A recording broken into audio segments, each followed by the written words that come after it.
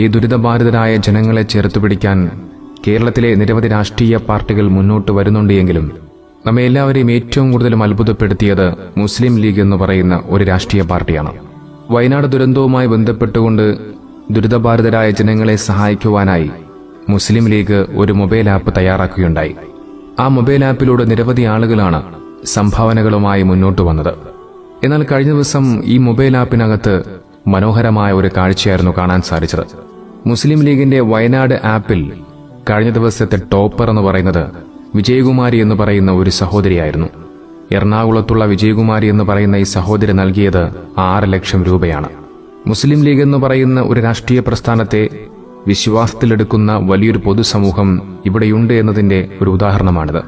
ഒരുപക്ഷെ ഇതുവരെ മുസ്ലിം ലീഗിനെ വെറുപ്പുളവാക്കിയിരുന്ന രാഷ്ട്രീയപരമായ എതിർപ്പുകളുള്ള ആളുകൾ പോലും മുസ്ലിം ലീഗിന്റെ ഫണ്ട് പിരിവിനെയും അതിന്റെ കൃത്യമായ വിനിയോഗത്തെയും പ്രശംസിച്ചുകൊണ്ട് മുന്നോട്ട് വരുന്ന കാഴ്ച കാണുവാൻ സാധിക്കും. മുസ്ലിം ലീഗ് എന്ന് പറയുന്ന രാഷ്ട്രീയ പ്രസ്ഥാനത്തിനേക്കാൾ അപ്പുറം ആ ഒരു രാഷ്ട്രീയ പ്രസ്ഥാനത്തെ മുന്നോട്ട് നയിച്ചുകൊണ്ടുപോകുന്ന പാണക്കാട് തങ്ങന്മാരോടുള്ള വിശ്വാസവും സ്നേഹവുമാണ് നമുക്കിതിലൂടെ മനസ്സിലാക്കുവാൻ സാധിക്കുന്നത്. ഏതായാലും 6 ലക്ഷത്തോളം രൂപ വയനാട് ദുരന്തഭൂമിയിലേക്ക് നൽകിയ ആ സഹോദരിയെ നമുക്ക് എത്ര പ്രശംസിച്ചാലും മതിയാവുകയില്ല. വയനാട് ദുരന്തത്തിൽ നഷ്ടപ്പെട്ടത് ആർക്കൊക്കെ എന്താണോ അത് തിരികെ നൽകുന്ന കാഴ്ചയാണ് മുസ്ലിം ലീഗിന്റെ ഭാഗത്തു നിന്നും ഉണ്ടാകുന്നത്. ഒരുപക്ഷെ പകരം വയ്ക്കാനില്ലാത്ത മാതൃക. ജീപ്പുകൾ, ഓട്ടോറിക്ഷകൾ, എല്ലാ കുടുംബങ്ങൾക്കും സാമ്പത്തിക സഹായം, ഭൂമി, 1000 സ്ക്വയർ ഫീറ്റ് വീട്, സ്ഥാപനങ്ങൾക്ക് 1 ലക്ഷം രൂപ, തീരുന്നില്ല വിദേശ തൊഴിൽ. ഇത്തരത്തിൽ എല്ലാ രീതിയിലും ആ ജനങ്ങളെ ചേർത്തുപിടിക്കുന്ന മനോഹരമായ കാഴ്ച.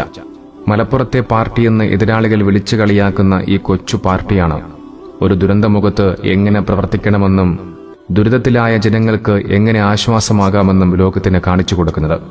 ഇത് പറയുമ്പോൾ ഒരുപക്ഷെ നിങ്ങൾ എന്നെ ഒരു മുസ്ലിം ലീഗുകാരനാക്കാം. എന്നാൽ ഞാനൊരു മുസ്ലിം ലീഗുകാരനല്ല.